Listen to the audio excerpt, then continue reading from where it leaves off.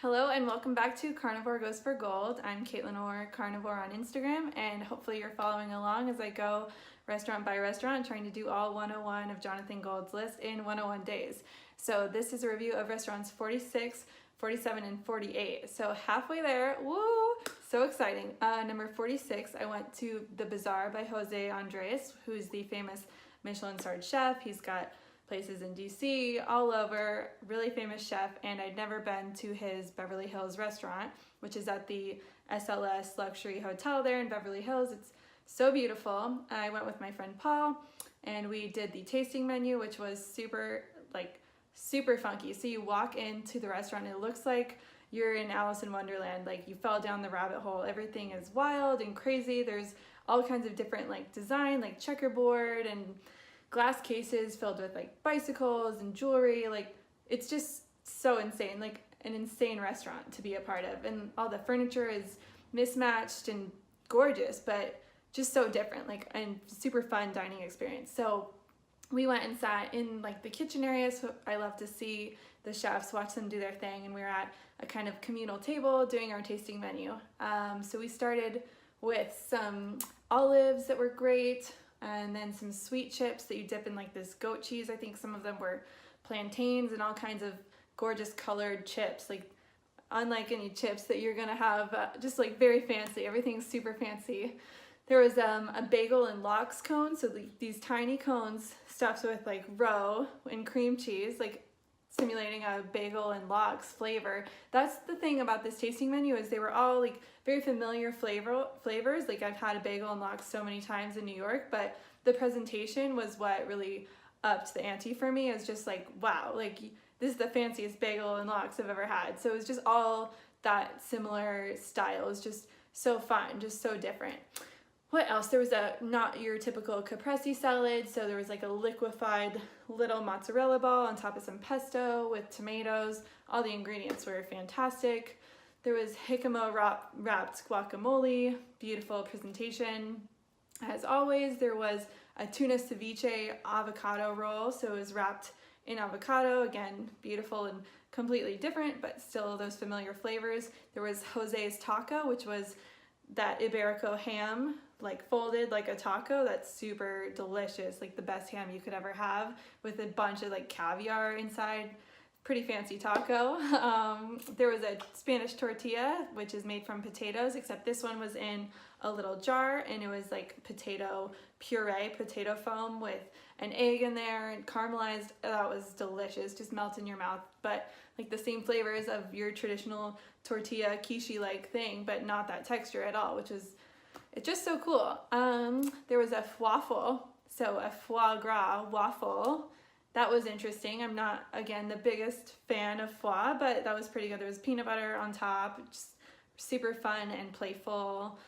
There was a chicken croqueta that was delicious, wild mushroom rice. There was a seared scallop with romesco sauce. There was, a Philly cheesesteak. This was one of my favorites. It was an air bread. I think they called it air bread. So it was more crispy, popped bread, with that there was the meat on top, just sliced, that Philly cheesesteak meat, and then the cheese. Wow, it was incredible. It was just so different, just much more elegant. All these things are things you could get off a taco truck, off a cheesesteak truck on the side of the street, except they're not. He elevated them to this super high level, which was just incredible to see. Just that's what a chef can do. And then to finish our meal, we had cotton candy foie gras. Yeah, again, just wrapped foie gras inside, so you just stick it all in your mouth at once, and that was pretty dang cool too. Definitely is making me appreciate foie more as I have it prepared so excellently. Of course, there was dessert. There was a floating island, coconut floating island with passion fruit. There was a vanilla pillow cake, this super cool gray color, and it had a speculoos cookie inside on the bottom for a nice crunch, and some bonbons to finish. So they move you to a separate room for the dessert segment of the evening, which is pretty fun, because then you're on these couches, and you're in more of it feels like a gallery, like a jewelry store. And there's a whole counter of all these candies you can buy, all these sweets. We took home a huge box of chocolates, just gorgeous. Such a fun meal, and just a really like fine dining experience, but in a really playful way, which is what I love. So thank you to The Bazaar and Jose Andres. Number 47 went to Pizzeria Mozza, which is number 9 on Jonathan Gold's list. He has it listed as the Mozzaplex, so I didn't go to all of Nancy Silverton's restaurants. I just went to the pizzeria for this challenge, and I haven't been to any of her restaurants before, but of course I've watched her Chef's Table, I've been to La Brea Bakery. I'm a big fan of Nancy. She's so cool, such a leader and innovator in the food world.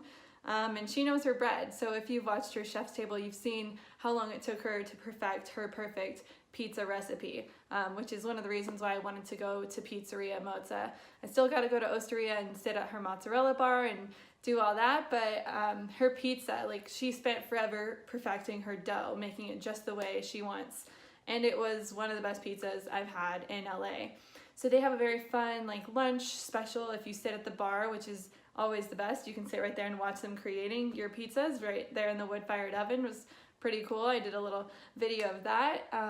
But sit at the counter and you get their lunch special, which is a glass of wine, a pizza, and their famous butterscotch budino, the dessert, all for, I think it's $30. So pretty good deal. You're gonna get the budino and the pizza anyway, so you might as well get a free glass of wine while you're there. So we tried, I went with my friend Warren, and he got the goat cheese, leeks, scallion, garlic bacon pizza. That was really tasty, but my favorite was the seasonal squash blossom and burrata pizza with tomato.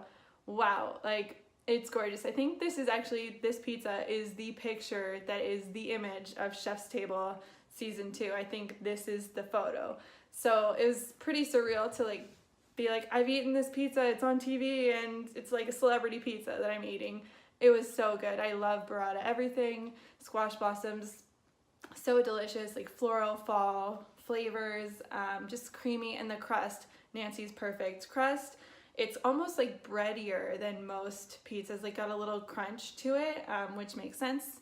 Her being the founder of La Brea Bakery and loving bread so much, it's kind of like that, you know, almost like a sourdough crunch to it, but still really doughy and delicious. Yeah, and then the butterscotch budino was incredible. I mean, this is, I think, served at all of their restaurants because it's such an iconic dessert for her. It's just so famous. You have to get it when you go. It's just like caramel, butterscotch flavors melting in your mouth, that pudding texture. Oh, so good. Go to Mozza. You've probably already been. I'm probably the only person who hasn't, but it was amazing.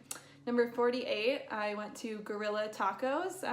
So Chef Wes Avila is the chef of this. It started as a taco truck, and he trained with some very famous chefs all over. He trained with Walter Mansky, who's now the Republique chef. He trained with Gary Menez, who is the chef of Le Comptoir, who, you know, has worked all over. He even trained with Alain Ducasse in France, I believe. And so he's this super high profile chef. He's worked with all these incredible people, and now he's opened his own taco truck. But, you know, they're not just any LA street tacos. They're like fantastic flavors and pairings, really creative combinations. So we tried a bunch. We got like some kind of beef taco, a fried fish taco, but my favorite taco of all was the roasted sweet potato. That one was just next level. Really great fall flavors, really unique. It's not like your typical taco truck taco. It's just so, you know, so creative, such a chefy taco. Yeah, so those tacos are as beautiful as they were delicious, and just a great, it's number 28 on Jonathan's list, and they were excellent tacos. So get yourself some Gorilla Tacos. All right, halfway through, and keep coming to eat with me, round in the corner here, and follow along on Instagram as I go live at each of the restaurants. Carnivore Goes for Gold. Thanks for watching.